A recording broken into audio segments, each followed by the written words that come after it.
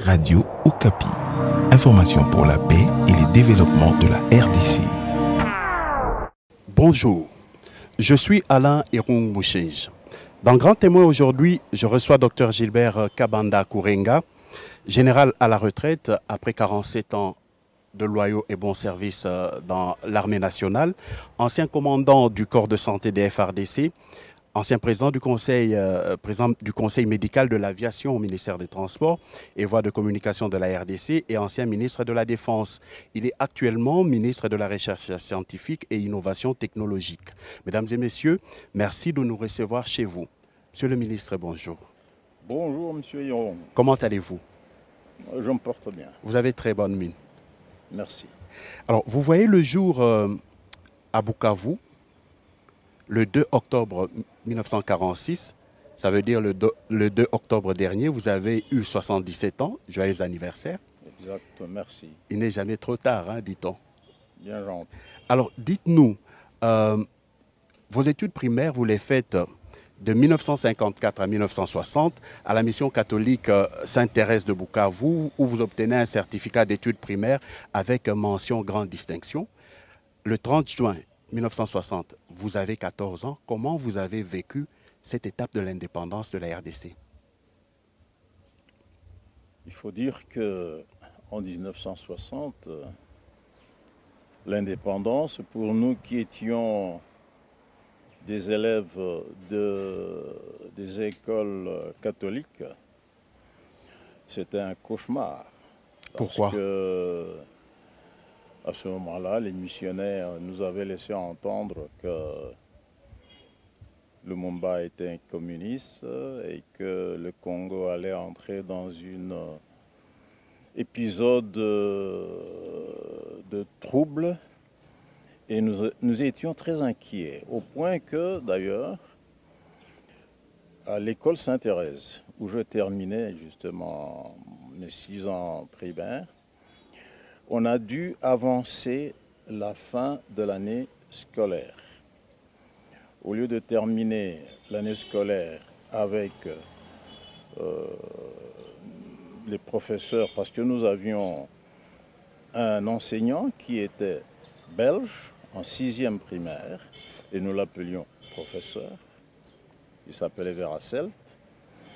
Bien, comme ils avaient peur de se retrouver à Bukavu au 30 juin, ils ont quitté, ils sont partis plus tôt, et c'est un instituteur de la 5e primaire qui nous a pris en charge le dernier mois de l'année scolaire. Et donc, ils vous ont presque abandonné? Oui, abandonné, oui, en quelque sorte. De toute façon, ils avaient peur et nous avons terminé régulièrement l'année scolaire, hein, parce que nos instituteurs à ce moment-là, c'était des hommes très compétents et puis l'essentiel était fait. Lui, il est resté là pour nous faire passer les examens. Mais c'est pour vous dire que c'était un cauchemar, hein. L'indépendance en 1960 dans les milieux catholiques. Alors dites-moi, ailleurs c'était indépendance tcha-tcha et à Bukavu en ce moment-là, qu'est-ce qui se chantait pour célébrer cette victoire nationale? C'est la même chose qui se chantait, hein. Je parle ici des milieux catholiques ou l'école primaire, mais dans les milieux politiques, dans les milieux administratifs, c'était l'indépendance tcha-tcha qui se chantait, hein. Les études secondaires, c'est de 1960 à 66 au Collège Saint-Paul de Bukavu, où vous obtenez un diplôme homologué des humanités gréco-latines avec, une fois de plus, mention grande distinction. On verra que tout au long de votre parcours, c'est une habitude pour vous, hein, les grandes distinctions. Alors, est-ce que vous avez encore quelques noms d'amis d'enfance? Des amis d'enfance, j'en ai 3, je crois. Très rapidement, je vois un qui est à Goma, je vois un autre qui est à Lubumbashi. Il n'y en a pas beaucoup, hein, je dois le dire, hein. Et on se communique très peu. Vous savez que nous avons un âge qui est au-delà de ce qu'on appelle l'espérance de vie dans un pays comme le nôtre. Mais j'en ai encore quelques-uns, 3 ou 4 de mon enfance. Et quelques souvenirs d'enfance. Parlez-nous de quelques anecdotes d'enfance qui vous ont marqué. Ouf, mon Dieu, vous me posez des questions. Bon, écoutez, je vais vous dire par exemple que dernièrement, j'étais chez moi, à Mouchekere, il y a exactement 1 an. J'ai demandé de visiter ma classe de, comment on appelait ça, de Kipoussi, c'est-à-dire, Kipoussi c'était le jardin d'enfants, l'école gardienne, voilà. Je suis entré dans cette classe-là, où j'avais fait en quelque sorte ce qu'on appelle aujourd'hui l'école gardienne. J'ai trouvé que mon banc, le banc sur lequel je m'asseyais en 1953, avec un trou pour en crier, était encore là. Et j'ai demandé au responsable de l'école de le garder. Je reviendrai pour en faire un musée. Je me prépare à aller en faire un musée. Et quel souvenir, vous qui avez vécu cette transition entre la colonisation et l'indépendance, vous gardez de cette période de l'histoire du Congo? La période de la colonisation. Vous avez vécu cette période charnière hein, entre la colonisation et l'indépendance. Quelles leçons vous en tirez? De bonnes choses et de mauvaises choses. Commençons par les bonnes. Les bonnes choses, c'est que sur le plan social, la vie n'était pas dure comme aujourd'hui. Je donne un exemple. Quand on était malade, on était soigné gratuitement à l'hôpital. Il suffisait de se rendre à l'hôpital. Tout simplement. Oui. L'école primaire était gratuite, comme maintenant le président est en train de ressusciter la gratuité de l'école primaire. Chez nous, à Bukavu, plus précisément, bon, c'est déjà une région où il y a abondance de nourriture. La faim était inconnue quand j'étais à l'école primaire. Voilà quelques exemples que je vous donne. Généralement, pour tous les jeunes enfants, c'est le football, c'est des escapades à la rivière, des maraudes. Est-ce que vous avez fait un peu de tout ça? Oui, j'étais un grand maraudeur. Ah, ça c'est bien. J'aimais beaucoup les fruits et je continue d'ailleurs à aimer les fruits.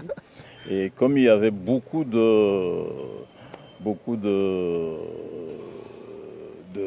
d'espace, de jardins, beaucoup de bois avec des fruits sauvages, et donc des fruits qui n'étaient pas à acheter. Il y en avait beaucoup. Ben, je passais beaucoup de temps, après l'école primaire bien sûr, parce que pendant les heures de classe, je ne maraudais pas, mais c'est après que nous allions, les goyaves, les oranges, les avocats, qui étaient des fruits sauvages, entre guillemets sauvages, à ce moment-là, chez nous à Bukavu. Et voilà. En évoquant les souvenirs de la transition entre la colonisation et l'époque de l'indépendance, vous avez parlé des bons souvenirs, l'école gratuite, les soins gratuits. Parlons maintenant des mauvais souvenirs ou des mauvaises leçons ou des leçons pas bonnes. Écoutez, des leçons pas bonnes, c'est qu'on sentait une sorte d'apartheid. Une sorte d'apartheid parce qu'il n'y avait que des écoles 100% pour noirs et des écoles 100% pour blancs. De temps en temps, les Belges, puisqu'il s'agit bien de eux, qui utilisait certains employés. Il pouvait les chasser quand il voulait. Les traiter comme il voulait. Oui, donc si vous faites une faute, je ne pense pas que le syndicat à ce moment-là existait. Il y a eu chez les Noirs ce qu'on appelait les évolués. Quelques Noirs avaient réussi à se mettre un peu plus au-dessus de la moyenne des autres Noirs. C'était souvent des enseignants, c'était des infirmiers, c'était des administratifs dans la fonction publique. Cela était intermédiaire entre le gros de la population et le blanc. Bon, eux, ils pouvaient déjà accéder à certaines considérations, si vous voulez. Bon, mais en général, il y avait un apartheid, mais qui ne disait pas son nom. On ne l'appelait pas apartheid. Et pour une personne de votre génération, pensez-vous qu'il y aurait des acquis de la colonisation que l'on pourrait pérenniser aujourd'hui encore? Bon, les acquis de la colonisation, il y a un acquis. La bonne gestion. La bonne gestion que, du reste, certains de nous-mêmes ont apprise, le respect des biens publics. La bonne moralité en société. Ça, ce sont des valeurs, je dois le dire, qui existaient aussi dans nos villages d'une certaine manière, mais qui n'étaient pas, si vous voulez, à prendre comme tel dans une vie que nous appelions entre guillemets civilisée. Parce que quand vous accédez aux avantages et à la culture des Européens, il fallait adopter les méthodes, le comportement des Européens. Mais là, on sentait qu'il y avait le respect du bien public. Il y avait la discipline dans le comportement en général du fonctionnaire.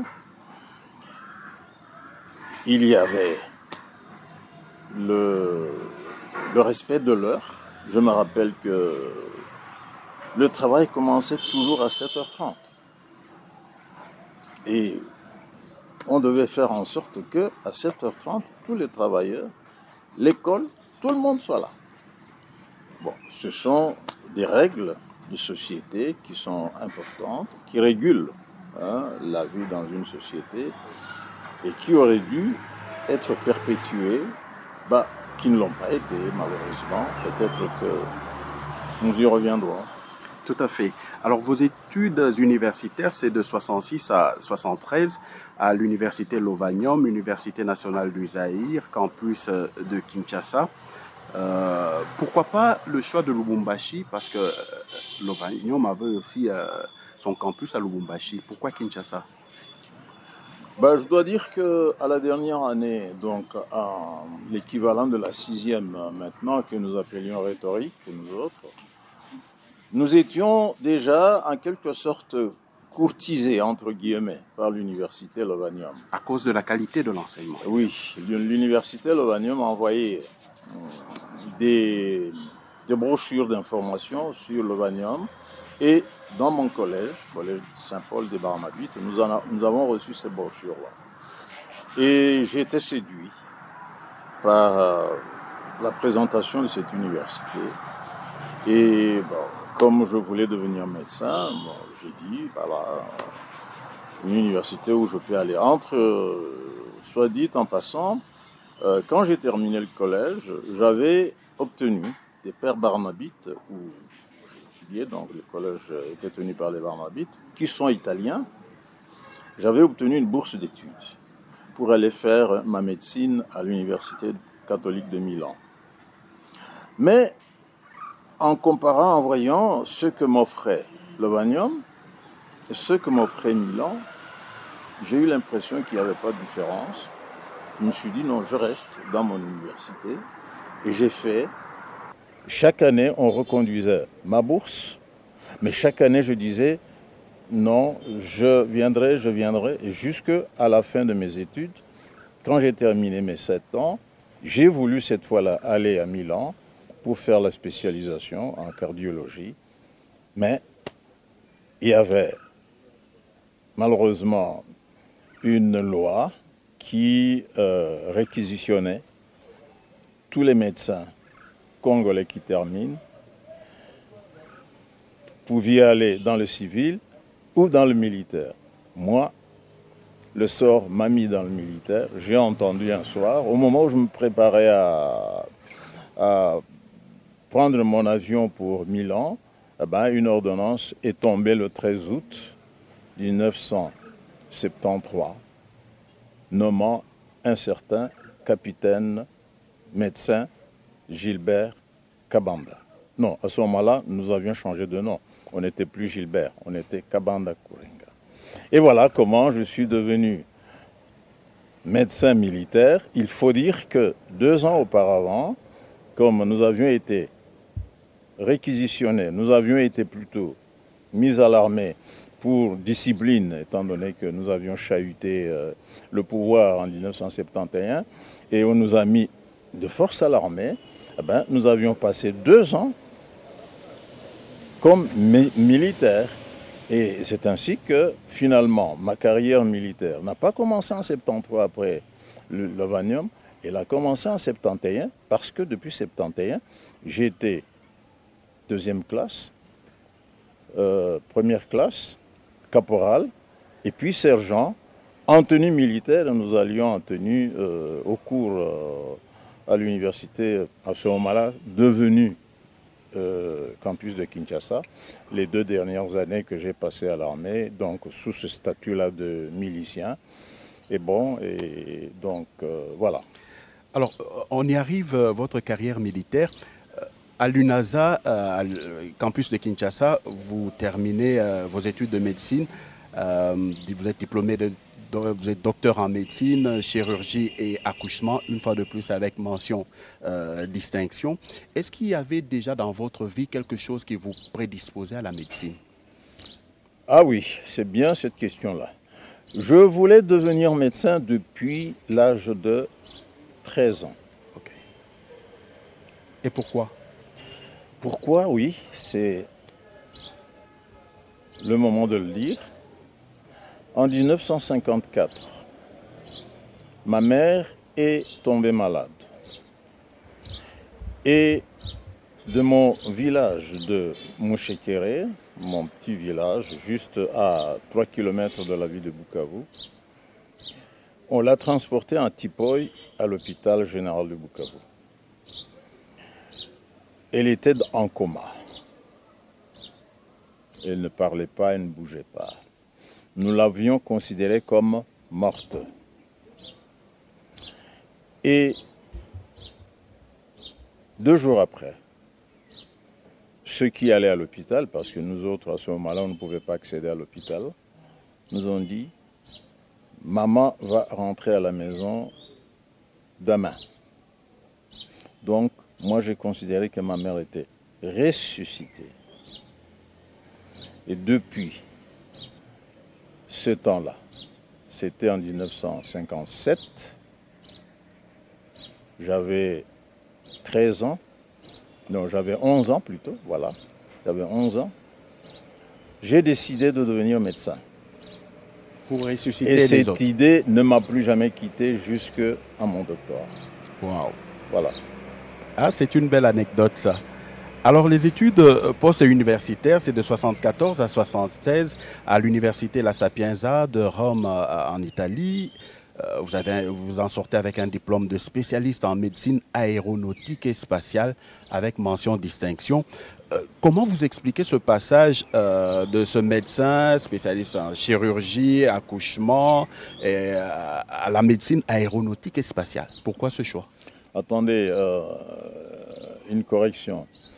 Le diplôme qu'on donnait à l'université Lovanium, Kinshasa, en notre temps, à la fin des études de médecine, à la fin de 7 ans d'études de médecine, c'est un diplôme de médecine générale, on l'intitulait diplôme de docteur en médecine, chirurgie et accouchement. OK. Voilà. Et donc là, vous vous spécialisez maintenant en Après médecine ça, aéronautique et quand spatiale. on allait se spécialiser, bien entendu, on prenait la spécialité. Moi, j'ai pris la médecine aérospatiale parce que, comme je vous ai dit, on m'a réquisitionné à l'armée en 1973 et on m'a envoyé à Kamina, à l'école de vol. Nous avions l'école de vol de l'armée à Kamina, qui était tenue par des Italiens. Et nos pilotes militaires commençaient leur entraînement à la base de Kamina, sur nos propres avions, mais c'était une école tenue par des Italiens.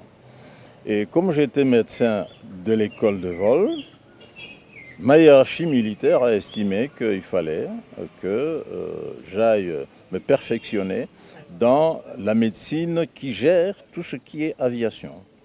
Et c'est ainsi qu'une année seulement après mon diplôme, c'est-à-dire en 1974, j'ai eu un ordre d'aller faire la médecine aéronautique et spatiale à l'université Sapientia de Rome. Voilà. Alors, en un mot, pour nous qui sommes profanes, la médecine aéronautique et spatiale, c'est quoi, très brièvement? Très brièvement, c'est la médecine qui gère notre corps, l'organisme humain, lorsque cet organisme humain est placé dans l'air ou dans l'espace. Pourquoi? Parce que lorsque vous montez en altitude, il n'y a plus suffisamment d'air. À un moment donné, il n'y en a tout simplement plus. Lorsqu'en plus vous êtes dans un avion qui vole à l'altitude que vous connaissez, vous avez déjà pris les avions, qu'il y a des vibrations, qu'il y a une atmosphère à l'intérieur de l'avion, tout cela, ces modifications physico-chimiques du milieu dans lequel vous évoluez, la mécanique de l'avion qui agit sur votre organisme, eh bien, votre corps ne fonctionne plus comme s'il était au sol. Un éclaircissement, si vous montez à 4000 mètres d'altitude, maintenant nous respirons bien, n'est-ce pas? Si vous montez au-delà de 4000 mètres d'altitude et vous y restez plus d'une heure, vous mourrez. La pression augmente et il n'y a pas d'oxygène. Non, pas la pression diminue, c'est la pression de l'air qui a diminué. Oui. Et la pression de l'air est faite à 21% par l'oxygène. Donc, c'est un petit exemple que je vous donne. Maintenant, spatial, lorsque vous prenez des engins comme les engins spatiaux qui vont au-delà de l'espace, à la Lune et autres, là où il y a la pesanteur, donc vous n'avez plus de poids. Vous comprenez que votre physiologie change. Il y a des répercussions sur le corps. Aéronautique et spatial vous fait changer de fonctionnement physiologique. Et c'est cette médecine-là qui fait en sorte que, tout en étant dans ce milieu-là, vous puissiez vous comporter comme dans un milieu normal. Eh ben, c'est cette médecine-là qu'on appelle médecine aéronautique et spatiale. Alors, vous nous avez expliqué comment vous avez intégré l'armée, presque un peu forcé par le destin. Mais si c'était à refaire aujourd'hui, est-ce que vous le ferez encore? Je le ferai davantage, avec plus de raisons, parce que vous voyez la situation dans laquelle notre pays se trouve aujourd'hui. Hein. D'ailleurs, je saisis l'occasion pour inviter la jeunesse congolaise à se faire, réserviste, parce que notre pays est agressé, vous le savez bien, et que quand un pays est agressé, tout citoyen est appelé à prendre les armes, bien entendu de manière organisée. C'est ainsi que notre pays a prévu d'ailleurs, et c'était sous ma démarche, une loi qui appelle tout citoyen qui en a envie de se faire réserviste de l'armée et d'être appelé aux armes en cas de besoin. Où est-ce qu'on en est avec cette loi aujourd'hui? Cette loi, elle est en voie d'application parce qu'il reste des mesures administratives qui devraient être mises en place par le ministère de la Défense nationale. Voilà. Vous avez évoqué cet appel aussi du président de la République à la jeunesse congolaise de s'enrôler dans l'armée. Mais profitant de cette émission, quel message vous adressez à tous ces jeunes qui continuent à hésiter, qui pensent que les conditions dans l'armée ne sont pas les meilleures et qui ont encore du mal à passer le cap? Cette loi, plus les mesures d'application, tiendront compte de cela pour que les jeunes qui vont venir comme réservistes soient pris en charge de manière convenable. Mais au-delà de cette loi, quand le président a fait l'appel à la mobilisation générale en novembre l'année passée, il y a presque un an, il y a eu beaucoup de jeunes qui sont venus.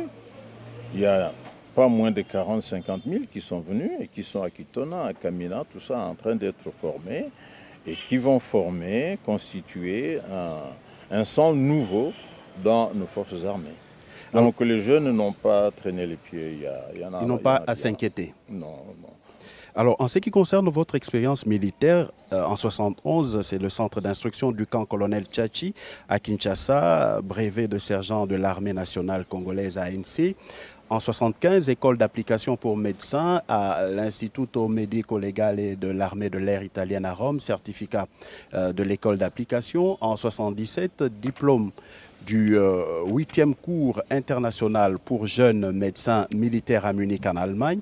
De 2016 à 2017, au Collège des hautes études de stratégie et de défense de Kinshasa, vous obtenez un diplôme des hautes études de stratégie et de défense avec grande distinction. Vous êtes major de la promotion, un diplôme de master exécutif en sécurité internationale. Comment vous jugez aujourd'hui, en tant qu'ancien militaire, le niveau de l'instruction dans l'armée? Est-ce qu'il est le même? Beaucoup ont pensé qu'avec la fin de la coopération, ça a chuté, mais est-ce qu'aujourd'hui, la RDC a relevé la tête dans ce domaine? Bon, il faut vous dire que avec ce qui nous est arrivé en 1997, c'est-à-dire l'entrée de l'AFDL, ce que vous connaissez, le mélange de ceux qui délibérateurs et de l'armée, bien il y a eu des problèmes qui ont été générés par cela. Je ne vais pas m'étendre là-dessus, mais ce qu'il y a eu, c'est que nos centres de formation que vous connaissez, Kotakoli, Kitona, Kamina, d'autres centres, depuis 1997, ont connu un coup qui a fait que l'instruction militaire chez nous a fortement régressé. Je vous rappelle que jusque dans les années 90, beaucoup de pays africains envoyaient leurs militaires se former chez nous, à Mazangungu, pour le parachutage, pour le commando, pour l'aviation, à Kamina, ainsi de suite. Mais il y a eu ce que vous connaissez très bien depuis 1997, qui a fait reculer notre capacité de former et qui a amené notre armée au point là où elle est. Et je pense que maintenant, avec le président Félix Tshisekedi, vous avez vu comment il a fait l'appel à la jeunesse. Il y a eu la loi de programmation militaire que j'avais fait publier quand j'étais ministre de la Défense, qui va reconstruire cette armée, qui va refaire la formation, le recrutement, les équipements, ainsi de suite. Alors, quelle est, selon vous, l'importance pour un pays comme la RDC d'avoir un collège des hautes études de stratégie et de défense de Kinshasa que l'on a ici? On a vu certains pays envoyer leur personnalité venir étudier ici. Qu'est-ce que vous pensez de cette école? C'est une école absolument indispensable. c'est une école de haute stratégie. On vous dit bien de haute stratégie de défense. Le Congo, votre pays, est un géant en Afrique et dans le monde. Lorsque vous êtes géant, vous ne pouvez pas ne pas penser à ce que vous serez agressé. Et pour prévenir les agressions, pour repousser les agressions, vous devez avoir des gens formés de haut niveau, notamment dans cette école-là. Aujourd'hui, cette école a débordé. Son nom, sa renommée a débordé les frontières nationales. Il y a beaucoup de pays africains qui commencent à envoyer des officiers étudier là-bas, des pays d'Afrique centrale. Il y a même des pays au-delà de l'Afrique centrale, du Sénégal et d'ailleurs, qui ont constaté que c'est une école de très haut niveau et c'est une fierté nationale. En ce qui concerne vos activités professionnelles dans l'armée, de 1973 à 1974, vous êtes médecin traitant à l'hôpital militaire de Kamina, 1977 à 1993, directeur du service de santé de la force aérienne zaïroise, 1993 à 1997, commandant du corps médical des forces armées zaïroises, 2007 à 2014, directeur général du service de santé des FARDC, de 2014 à 2018, commandant du corps de santé militaire des FARDC. Et en 2018, vous êtes retraité des FARDC après 47 ans de loyaux et bons services dans l'armée. Il faut le faire. Ce n'est pas chaque jour qu'on tombe sur des personnalités de votre trempe. Une petite question, en deux volets. Quels sont les bons et les mauvais souvenirs que vous gardez de votre passage dans l'armée après 47 ans de service? De bons souvenirs que je garde, eh bien, il y en a beaucoup. Il y en a tellement que je ne sais pas les énumérer. Mais prenons-en deux, simplement. Deux. C'est que j'ai réussi à construire un quartier général pour le corps de santé militaire qui n'existait pas. J'ai aussi réussi à créer une unité médicale d'intervention rapide. Une unité nouvelle qui n'était pas initialement dans l'organisation de nos forces armées, qui fait du médecin militaire non seulement quelqu'un qui intervient pour soigner les militaires blessés au combat, mais aussi qui, en cas de catastrophe, intervient pour secourir la population civile, prendre la population civile en charge. Il y a beaucoup d'autres choses. Les mauvais souvenirs. Et les mauvais souvenirs. Les mauvais souvenirs de l'armée, de passage à l'armée? Oui, pendant les 47 ans de service. Oui, c'est le regret que notre armée ait régressé, reculé. Vous savez que nous avions... La force publique était l'armée la plus redoutée, la plus forte de l'Afrique noire. Donc jusqu'en 1960, nous avions l'armée noire la plus forte. Eh bien, cette armée a gardé une certaine hauteur jusqu'à l'arrivée de la FDL en 1997. Malheureusement, à partir de 1997, il y a eu la régression qui a occasionné tout ce que vous connaissez comme situation à l'Est. C'est ce que je considère comme une page noire, si vous voulez, dans notre armée, mais c'est une leçon aussi. Une leçon aussi pour que notre école des hautes études de stratégie de défense apprennent à créer une armée en fonction des menaces, même des menaces pouvant venir de nos propres frères africains. De 2021 à mars 2023, vous êtes ministre de la Défense nationale et ancien combattant. Après votre passage dans un ministère de cette trempe, est-ce que vous pensez que cette page noire de l'histoire de l'armée de la RDC peut être effacée? Elle doit être effacée. Elle doit. Je me suis employé à contribuer à cet effacement. J'ai défini la politique de défense, qui n'était pas définie de manière claire auparavant. J'ai fait voter une loi de programmation militaire, c'est-à-dire une loi de gestion budgétaire pluriannuelle de l'armée. On prévoit 4-5 ans le développement de l'armée. J'ai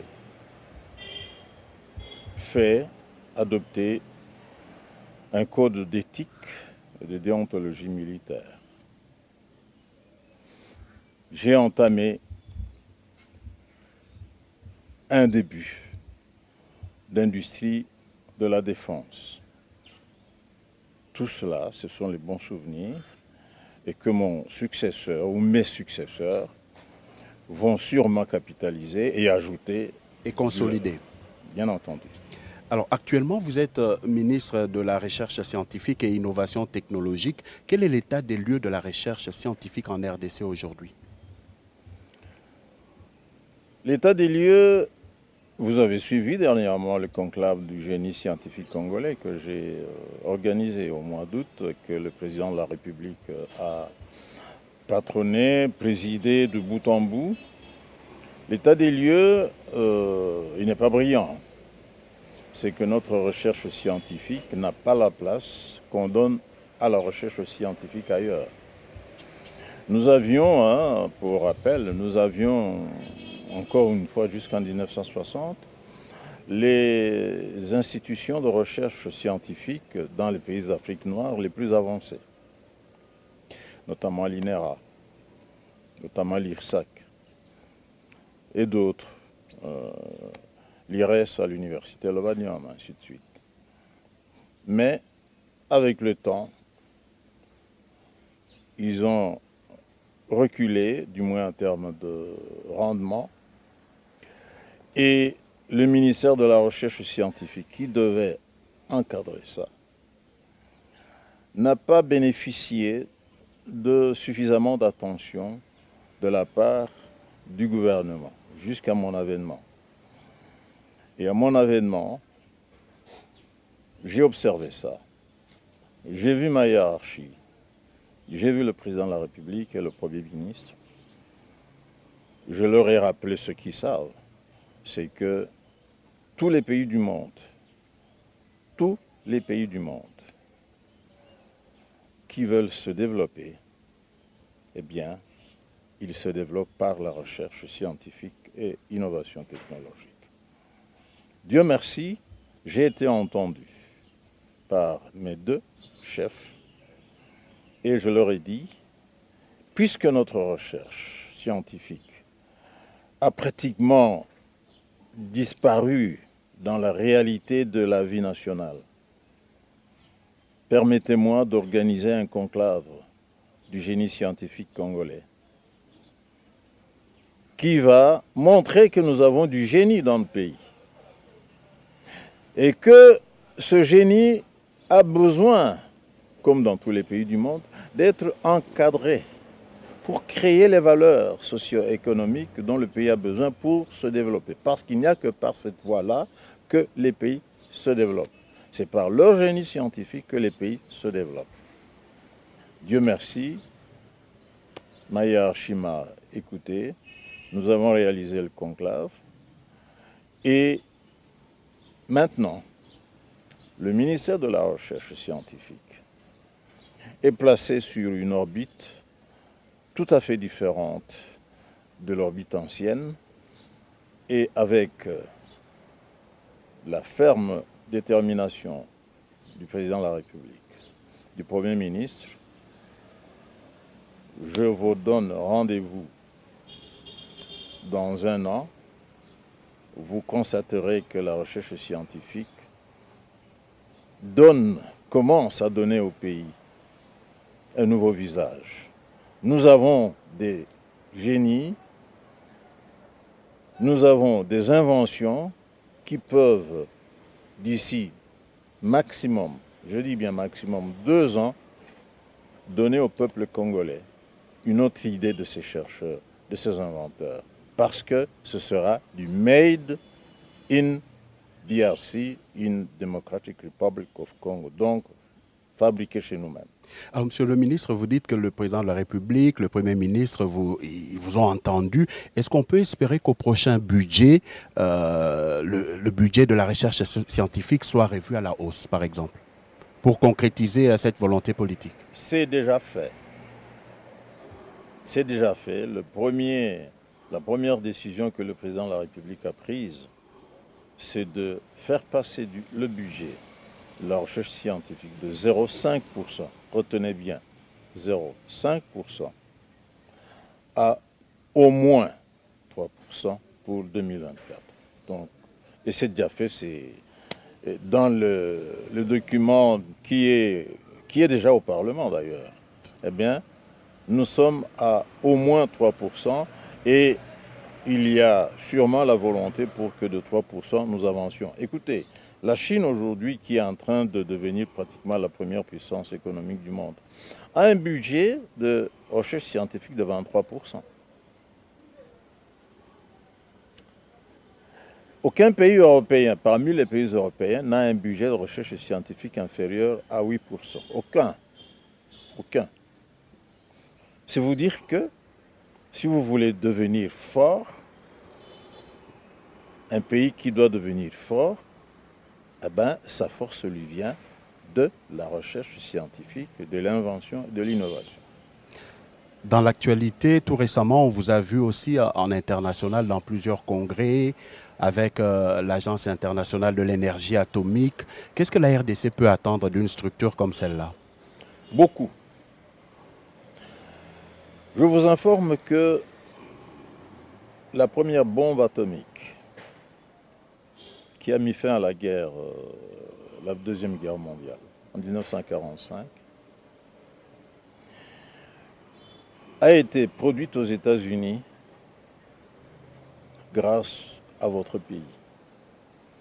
Votre pays qui a fourni le combustible indispensable qu'on appelle l'uranium pour produire cette bombe atomique. Et notre uranium de Chinkolobwe, qui est toujours là, nous avons parmi les gisements les plus riches du monde. Nous avons aussi le premier réacteur nucléaire de l'Afrique subsaharienne, qui a été installé par feu Monseigneur Luc Gillon, ancien recteur de Lovanium, premier recteur de Lovanium, en 1959. Donc nous sommes le premier pays nucléaire de l'Afrique subsaharienne. Pas pour faire la bombe, hein, mais pour faire l'usage, ce qu'on appelle l'usage pacifique de l'énergie nucléaire. Nous avons une centrale nucléaire à l'université de Kinshasa. C'est celle-là qui est la toute première en Afrique subsaharienne. Et cette centrale, nous l'utilisons à des fins pacifiques, c'est-à-dire qu'il nous produit des résultats pour développer l'économie, développer la médecine, développer l'agriculture, développer la pharmacie, développer tout ce qui est vétérinaire. Eh ben, l'énergie atomique, développer l'énergie électrique pour produire l'énergie électrique. Eh ben, nous devons absolument aussi, en tant que pays, je vous dis bien, producteur d'uranium parmi les plus importants du monde, premier pays nucléaire d'Afrique noire, nous devons absolument utiliser l'énergie atomique pour le développement de notre pays. Monsieur le ministre, notre entretien est en train de tendre vers sa fin. Vous-même, depuis 2003 jusqu'à ce jour, vous êtes chef des travaux à la faculté de médecine de l'université de Kinshasa, chargé du cours de médecine aéronautique et spatiale. Quel message vous adressez à tous ces chercheurs congolais qui vous suivent en ce moment et qui peut-être se disent abandonnés par l'État, ne sont pas suffisamment soutenus et sont délaissés à leur propre compte? Ils ont suivi le message du président de la République à la clôture du conclave. Ils ont suivi aussi mon message.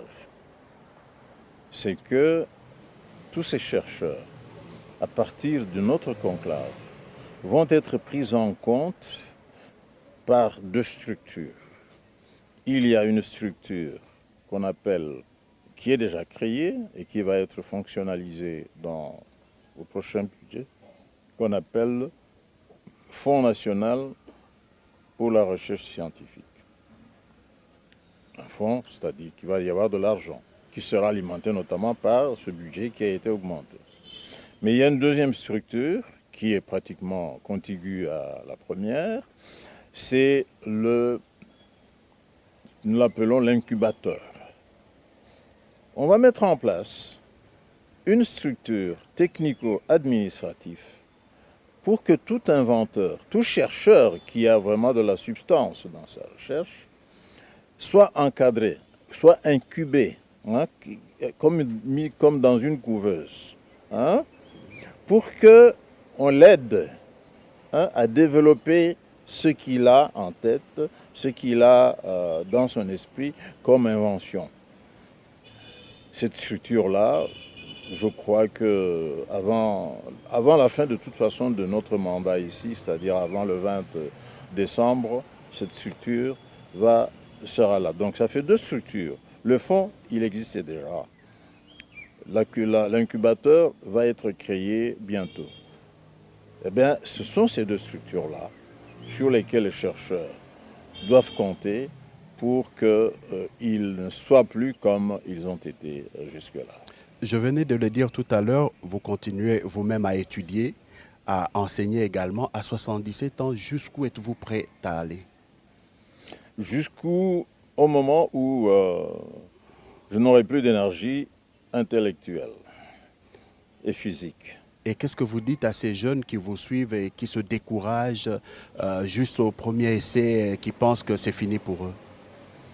Quand on est jeune, on ne peut pas se décourager. La vie est une lutte. Il faut savoir ce qu'on a en soi. Et une fois qu'on sait ce qu'on a en soi, eh bien, Dieu nous a tous donné des talents. Il suffit de découvrir le talent que vous avez en vous. Vous cherchez le bon conseiller, vous cherchez le bon manager et vous avancez. Donc la jeunesse n'a pas à se décourager. C'est un problème d'encadrement. Il est vrai que c'est nous, les aînés, qui devons créer ces conditions. Et c'est pour cela que je vous dis que dans mon cas, le cadre de la recherche scientifique, je suis en train de créer un cadre où, en fait, la jeunesse est parmi la souche la plus nombreuse, hein, qui s'adonne à la recherche, qui invente des petits trucs, ainsi de suite. Je crois que vous êtes au courant. Eh bien, cette jeunesse-là doit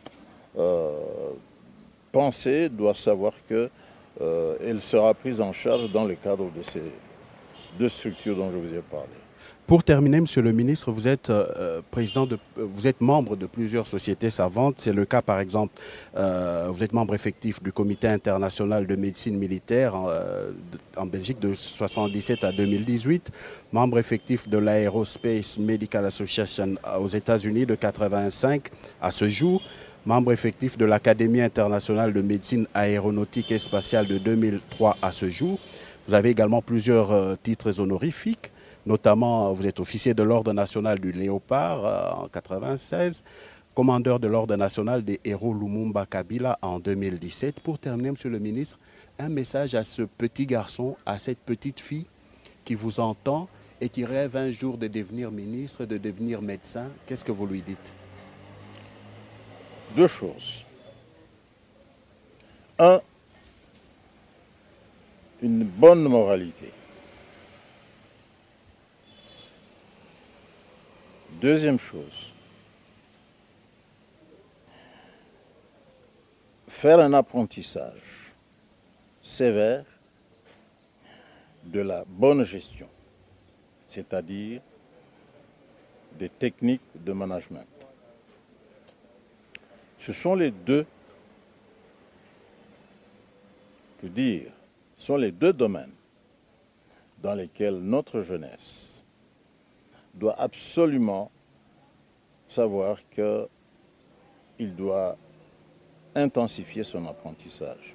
J'insiste, la bonne moralité, moralité sociale, moralité générale, et le management, les règles de gestion qui sont universelles. Eh bien, un pays qui veut devenir grand, sa jeunesse doit maîtriser ces deux valeurs. Monsieur le ministre, je vous remercie d'avoir reçu Grand Témoin chez vous. Merci beaucoup, monsieur Yoron. Grand Témoin, c'est fini pour aujourd'hui. Présentation Alain Irung Mouché, supervision Jean-Marc Matouaki, à la technique Hippolyte Kapanga, à la vidéo et à la photographie Clément Chimanga et Jonathan Fouanani. Merci aussi à Pascal Massirika pour sa collaboration. Vous pouvez retrouver cette émission et télécharger plusieurs autres numéros de Grand Témoin en allant sur www.radiocapi.net. Sachez également que cette émission est aussi disponible sur toutes les plateformes digitales de Radio Okapi. Bonne suite des programmes sur la fréquence de la paix. Au revoir. Radio Okapi. Information pour la paix et le développement de la RDC.